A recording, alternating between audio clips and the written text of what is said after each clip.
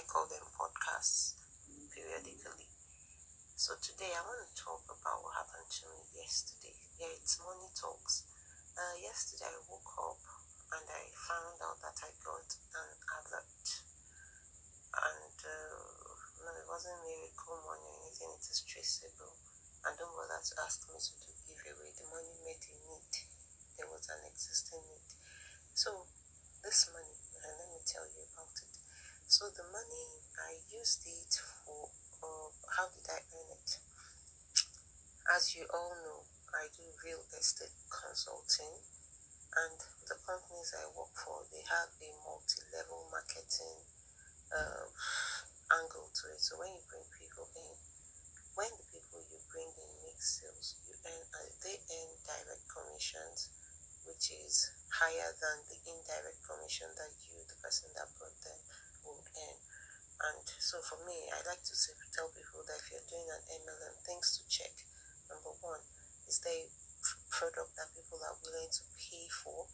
Then number two, are people getting paid for just referring others, or are they getting paid for selling the product? So if the indirect commission is higher than the direct commission, that means you are paying people for bringing other people, as opposed to when the direct commission is higher than the indirect commission, in which case you're actually rewarding people more for bringing products, and that makes your business more sustainable. Okay, so back to my story. So I received the alert yesterday, and I told you I was going to give you a background story to the alert. So the young man that is my partner, I've been told I shouldn't be calling them downline, so that is my partner that closed the deal. I think like 2 years ago, I got the notification that someone had signed up because I have a link. And so I was like, where did this one come from? I didn't prospect, nothing. So when we went for an inspection, I met him for the first time. And while we were waiting for the inspection to start, we got talking. So I asked him how he got to know my link, and he told me that he met one of his brothers or something, and that one told him about the business, and it gave him a link to click on. And for whatever reason, instead of taking him to the brother's link, it sent him to mine, and that's how he signed up with me instead of the guy. And the way our business is structured, you can only sign up one time and only way. So even if you go for longer and you're trying to sign up again, it will tell you that you have signed up before. It's tied to some of your parameters that you put in.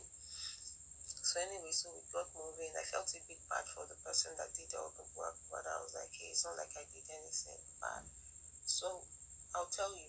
So the first time I called for inspections, this guy was the only one that turned up.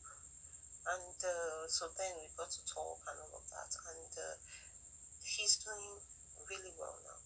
And it makes me happy. So what's the conclusion of my story? Whatever business you're in, yeah, you want to make money, but you have to put in some effort. Many of us are expecting that we will not do anything and money will just stand in our accounts.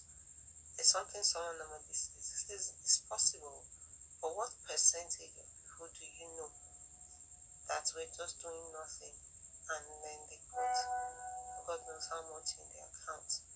You have a higher chance of being successful if you put in effort than if you are just sitting down and expecting the money to drop on your laps. So today, my admonition to you is put in the effort, put in the work. It doesn't always, like I told you, this young man joined my team 2 years ago, and the good thing is that he's been consistent. He's closed deals, and he's doing things that inspire me.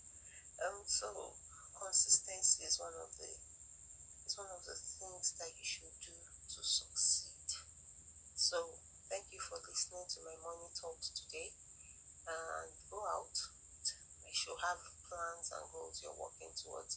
Hopefully, you develop them in the place of prayer or as you were meditating, because there are many things that are higher than us.